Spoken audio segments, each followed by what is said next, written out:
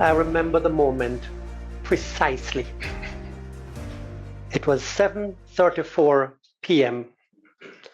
on the 18th of November, 2018. It was a Wednesday. We had just launched our most recent report, Beyond Pet Bottles and Plastic Bags, Fixing the Environmental Regulatory Framework. And on the discussion panel was the minister responsible for the environment, the Honorable Darrell Vaz. In the British tradition, despite much evidence to the contrary, all ministers have to be labeled as honorable.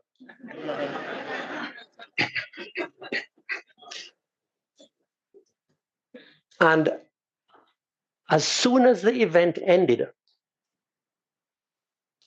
the minister on his way out came to me at the doorway and he said, "This report answers every question I have about my portfolio.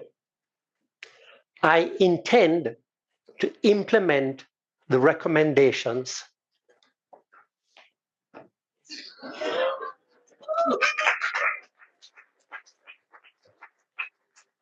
Is that not the apogee, the zenith, the peak of think tank success? I could go home and die. Minister said he was going to contact me so we could have a meeting. I went home and I slept soundly. How did we get there? How did we get to the point where we could feel so successful? That's the first thing I want to talk about. How do think tanks influence policy? Or we could call this everything we have learned at OTT about influencing policy, a brief and concise history. There is a pyramid of influence, and it starts at the top with the policymaker. You have to reach and persuade the policymaker, as we were able to do at the launch of our event. We had circulated the report to the minister ahead of time, so he could have read it and digested it, and apparently he read it. But it's not just about the policymaker. One of the things that we have learned is that there's a policy constituency. There are a group of persons who are interested in that policy. Not just the stakeholders, not just those who are affected by the policy, but just those who are interested in that policy. We may call those the policy wonks, if you will. And so you have to reach them. You have to identify what are the key elements so that this policy constituency can know what are the issues that they should be talking about. And then you give the information to arm the advocates for your recommendations. That's what your policy report does. And you flesh out the implications so people can anticipate what the problems are going to be. Going further down the pyramid, beyond just that particular policy issue, think tanks must shape the public discourse. Put issues on the agenda. Everybody cares about poverty and inequality.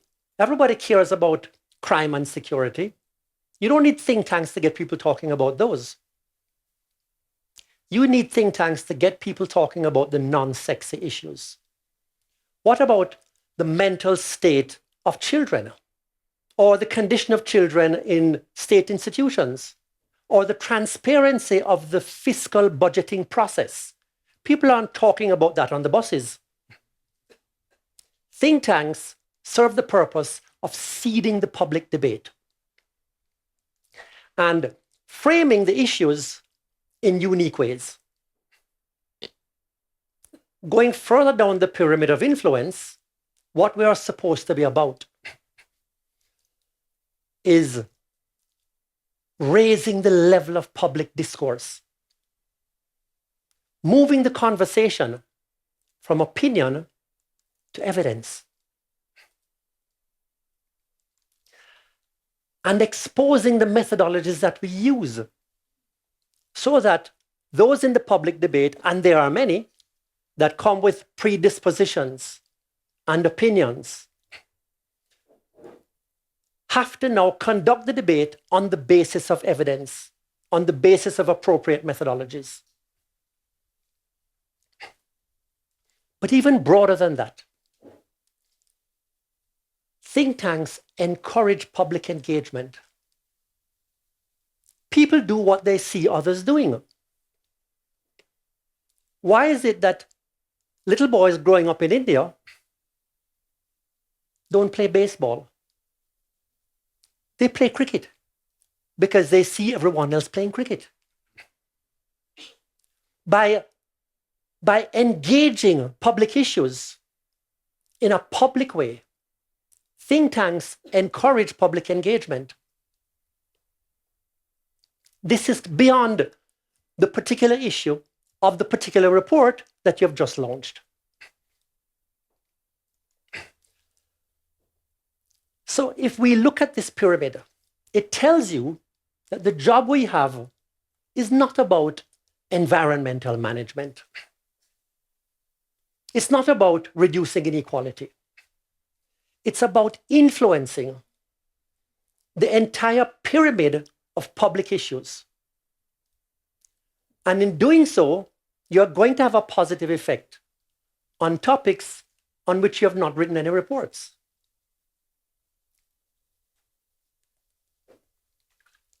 Now, I would like to stand here and tell you that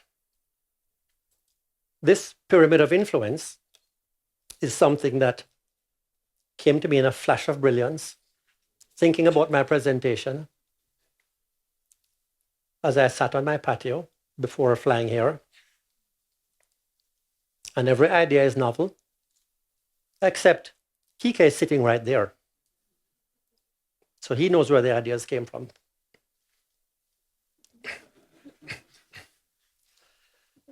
So once we conceive of the entire pyramid, then it tells you that you have to expose your machinery. You have to show how you do what you do, not just come with the recommendations. And this is why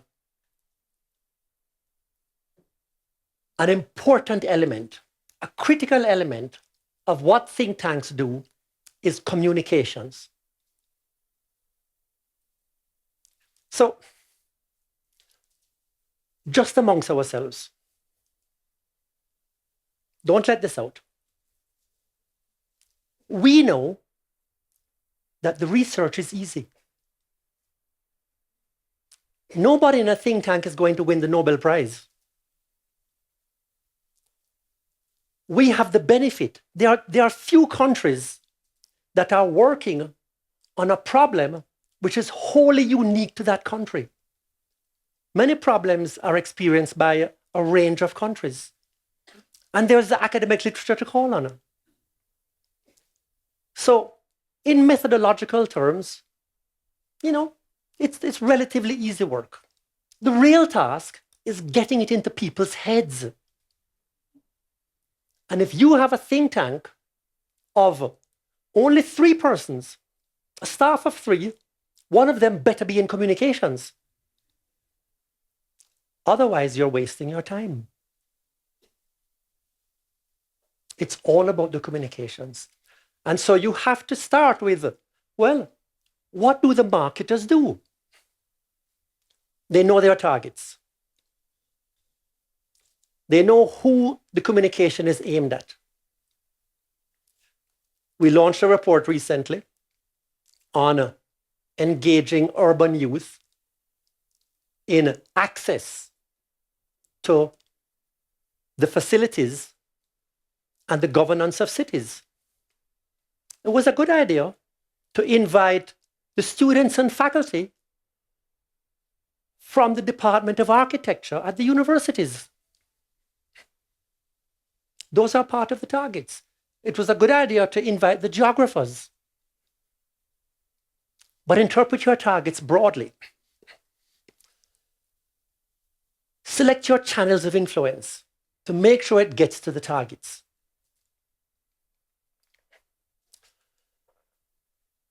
Timing. You have to select your timing appropriately. Timing not only in terms of identifying what are the critical policy windows when the public is going to be most receptive to this particular work, but having done that, to select your timing, including what is the best day of the week to have that launch. What is the ideal day and time to influence the news cycle? Probably not Thursday afternoon. The papers close at 4 o'clock or 6 o'clock, and you're not going to make the news cycle the following day. And who engages news on a Saturday? If it's social media, we know 10 o'clock in the morning is a good time. It's about the timing. And of course, the quality of the product. The research may be easy, but it better be good. It has to be based on a persuasive methodology and getting good quality data.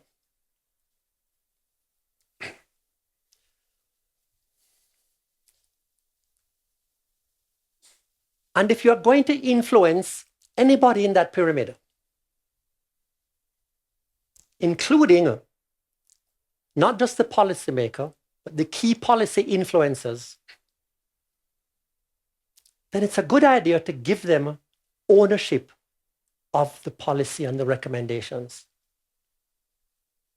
These are politicians. It's not a good idea to show them up. Why do people get into politics? Because they want a better country? No. Because they want to stand at a podium and beat their chests and look important. Showing them up is not going to be effective. That's probably why there are more men in politics than women. Okay? Women don't have a need to beat their chests. We do that. So what you want is not to come from the outside and say, here's what you should do. You're doing it all wrong. You want to engage them early. And so they can claim it to be their policy. So you also want to speak their language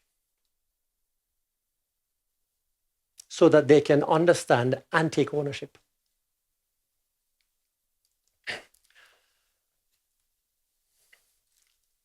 Oh, I started telling you a story. The minister did call. 4 days later, the minister called and said, I'm inviting you to a meeting with my top bureaucrats to discuss how we're going to implement the policies.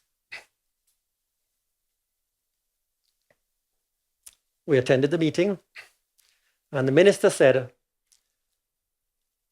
I'd like you, CAPRI, our think tank, to suggest which are the first 3 recommendations that we are going to execute. And it does not mean that I'm going to lose interest after the first 3. We're going to implement all of them, but we're taking them 3 at a time so that we can focus on getting them done. Life is good.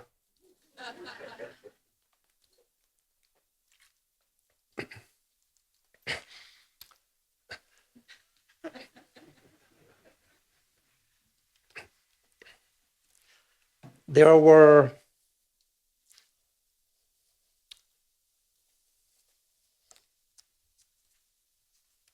and bringing evidence. There were 10 recommendations. There are 6 on this page, and there are 4 on this one.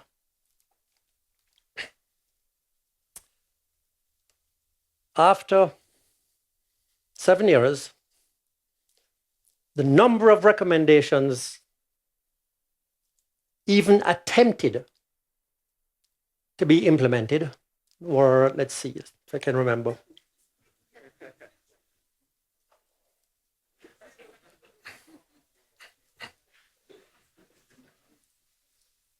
0, zero, shuni.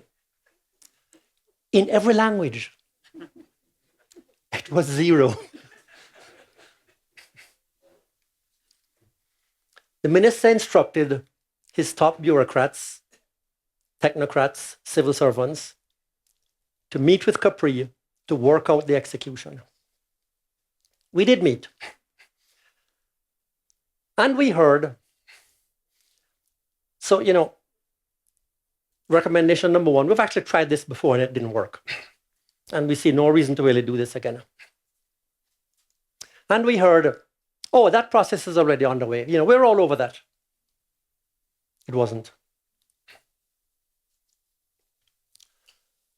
This matter is really complex. And so we are going to have to do more work to understand really how it's, we're going to do it, but we need to do more work.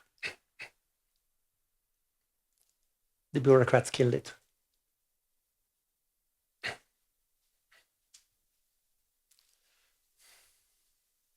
There's a moment where Butch Cassidy, in the eponymously named movie, after they had robbed the train for the second time, and they were fleeing, and the posse, they were unable to shake off the posse. The posse kept following them. And Butch Cassidy turned to the Sundance Kid and said, who are these guys? So we need to ask that question. Who are these bureaucrats? Bureaucrats look at policy through the lens of institutional culture and administrative constraints and internal expertise. That's their job. That is why they are there. So what's the problem with that? The problem is that the bureaucrats have incentives and interests and motivations that are different from the government and different from us.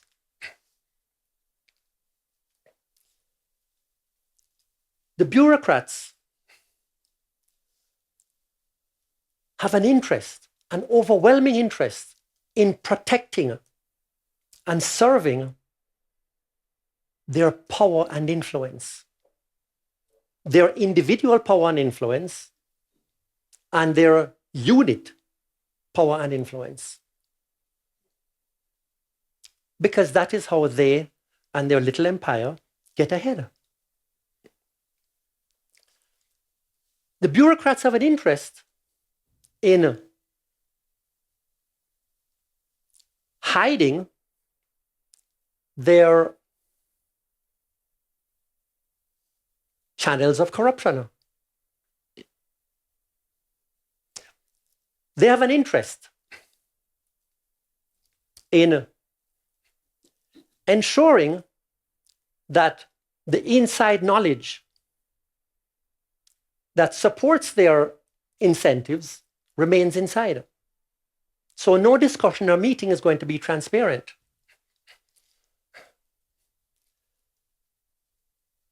They have an interest in making sure that the pieces of everything that they do serves their own purpose and interest. And they have an interest in maintaining their power by not being transparent in any possible way.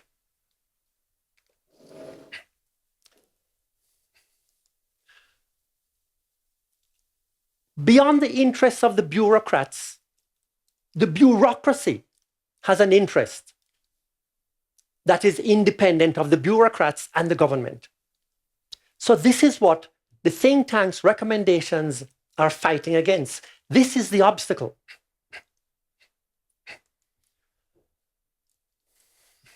And guess what? The bureaucrats are always there. The ministers keep changing. So the bureaucrats are there to determine long-run policy implementation independent of what the person at the top is saying. So, what do we do? What should we do? Invest in understanding the policy process. Bureaucratic ethnographic analysis. Understand how it works, where the information comes from, who has influence. And to tell you how enormous a task we have, it's different in every department and agency and ministry. Just like how we suggested engaging the policymaker early on to take ownership, we have to engage the civil service early on, engage the bureaucrats early on, so they can take ownership, make them part of the process. And engage them not as mere executors of your recommendations, but as key stakeholders who actually have something to add. Bureaucrats are risk averse. That's their job, to make sure that the structure of government and governance does not collapse. So they are inherently anti-change. And here is some, collection of brains coming along from outside the civil service to say, oh, here's what you should do, with new ideas.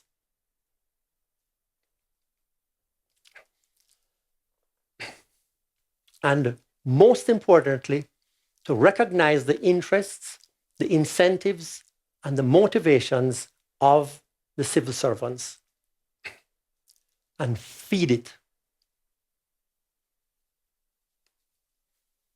Cater to their power kink.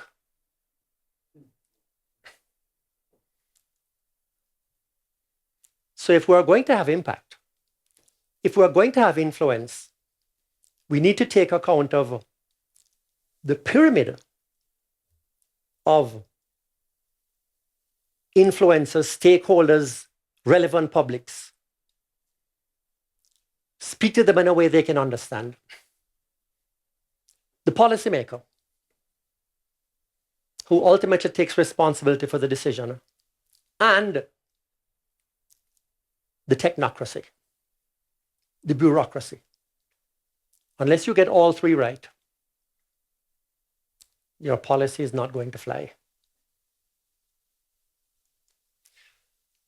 A few months later, I think maybe 5 months later, the honorable minister was moved out of the portfolio. A new minister came in. In fact, over the last 7 years, we have had 3 different ministers responsible for the environmental portfolio. So that's where that ended. And the same bureaucrats are still there. Thank you.